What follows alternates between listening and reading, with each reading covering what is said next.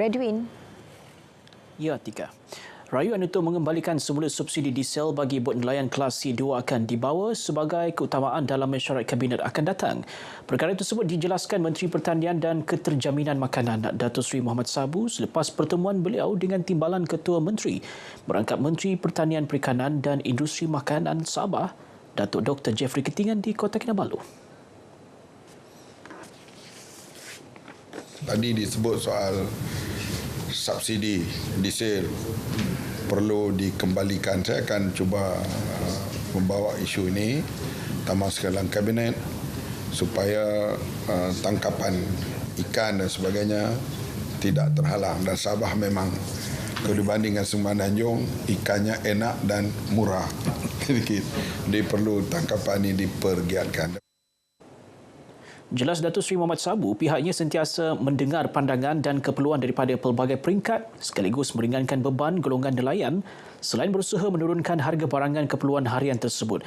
Sebelum ini, kerajaan telah menghentikan pemberian subsidi minyak kepada bot kelas C2 sejak tahun 2019 dan meneruskan pemberian subsidi minyak diesel untuk bot kelas A, B dan C. Dianggarkan kira-kira 500 bot kelas C2 di seluruh negara. Usaha membangunkan sebuah pusat latihan usahawan pertanian dan penternakan di Kampung Kuai, Pinampang mendapat reaksi positif Kementerian Pertanian, Perikanan dan Industri Makanan Negeri. Di Gerakan Persatuan Pemilik dan Pemaju Tanah Anak Negeri Sabah Sanloda, dinamakan sebagai Pusat Latihan Agrosawan. Supaya tanah-tanah mereka dapat mengeluarkan hasil dan pendapatan demi kelangsungan hidup, bukan saja itu, pendapatan sebagai asas ekonomi mereka dan dalam masa yang sama membantu untuk meningkatkan keterjaminan makanan. Datuk Dr. Jeffrey berkata demikian kepada media selepas merasmikan Pusat Latihan Agrosawan dan Tapak Semayan Sanloda di Kampung Kuai di Pinampang. Terdahulu, dalam ucapan aluan, Pengerusi Sanloda, Datuk Seri Panglima Clarence Bongkos Malakun berkata, antara lain objektif penubuhan adalah mempercepatkan kewujudan usahawan tani tempatan yang berjaya melalui latihan yang sesuai. Usaha tersebut juga mampu mengurangkan kawasan tanah terbiar selain membuka peluang pekerjaan kepada belia tempatan. Pusat latihan yang mula beroperasi awal tahun lepas ini dilengkapi bilik seminar, pejabat, kolam ikan, ruang penjaja dan tapak semayan. Terdapat keperluan untuk membangunkan pelan tindakan khusus menangani kesan negatif perubahan iklim terhadap masyarakat, khususnya melibatkan kanak-kanak. Langkah berkenaan juga penting ke arah menyedia dan mempromosi alam sekitar ke arah menampan impak segera berkaitan kesan perubahan iklim global. Menteri Pelancongan, Kebudayaan dan Alam Sekitar, Datuk Christina Liu berkata, pelan perancangan itu seharusnya merangkumi dasar dan inisiatif bagi mengurangkan kemiskinan, memperbaiki akses penjagaan kesihatan selain memastikan makanan berkhasiat untuk kanak-kanak. Dia berkata demikian ketika berucap dalam program perbincangan meja bulat mengenai perubahan iklim dan kanak-kanak di Sabah, anjuran Institut Kajian Pembangunan Sabah IDS dan UNICEF di Kota Kinabalu. Menurut Datuk Christina, kesan perubahan iklim sudah mula dirasai di Sabah. Ini terbukti bencana alam seperti banjir dan tanah runtuh semakin kerap berlaku sekaligus menjejaskan kehidupan masyarakat selain menyebabkan kerosakan harta benda serta infrastruktur. Dalam beberapa minggu yang lepas, banjir terburuk dalam tempoh 10 tahun telah melanda di kawasan tanah rendah dari daerah Sipitang sehingga ke Lahad Datu, meliputi pantai barat dan pantai timur Sabah. Sambutan menu rahmah kini sampai di pedalaman Sabah. Antara yang mula menyediakannya adalah Hoan Cafe Keningau dengan harga serendah RM5 sebagai menyahut seruan kerajaan dan membantu penduduk yang kurang berkemampuan.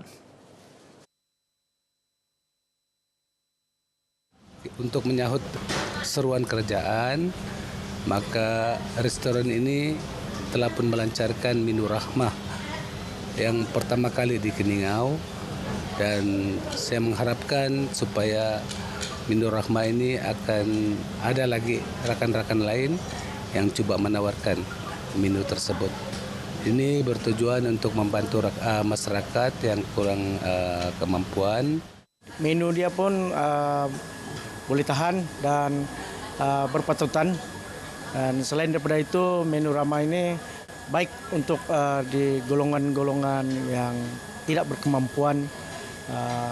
Sedangkan kita sudah maklum bahwa sekiranya tidak menu ramah ini, kita dibebani dengan ekonomi, apalagi kalau keluarga-keluarga yang memang susah. Untuk menu ramah ini memang berbaloi lah bagi kita sebab harga dia murah buat masa inilah. Dan sekarang ini barang-barang semua makanan pun mahal, jadi menu ramah ini kita boleh jimatkan kos untuk makan. Sebagai permulaan, menu tersebut ditawarkan secara percuma selama sehari dengan nasi campur, sama ada lauk ayam ataupun ikan dengan sayur dan minuman sirap. Sekolah Jenis Kebangsaan Cina SJKC Peiying di Jalan Cecily kini dalam proses dipindahkan ke tempat baharu di Batu Empat Sandakan. Pemindahan tersebut disebabkan struktur bangunan lama dan usang selain tidak mampu menampung pertambahan pelajar semasa. We have to move because now we have a wooden structure, so many years already, 60 years old already. So some of the students also have one issue lah. So we move to the Taman is better location for us in future. Bila ditemui media sempena lawatan rasmi Timbalan Menteri Pendidikan 1 Lim Fui Ying di Sandakan. Menurut Lopau, bangunan baharu sekolah tersebut bakal dibina di tanah berkeluasan lebih 1.2 hektar di Taman Nasalim Batu Empat Sandakan dengan anggaran kos RM5 juta sumbangan dana lembaga pengurusan sekolah berkenaan. Bangunan baharu tersebut bakal mempunyai 30 kelas sekolah rendah dan 10 kelas tadika. Kerja-kerja pembinaan akan bermula sebaik mendapat kelulusan pihak berwajib. Baik, sekian paparan berita dari negeri di bawah Bayu. Kita kembali ke Angkasa Puri bersama dengan Atikah Naim untuk laporan lanjut dalam berita wilayah. Atikah. Baik, terima kasih Redwin untuk perkembangan dari Kota Kinabalu.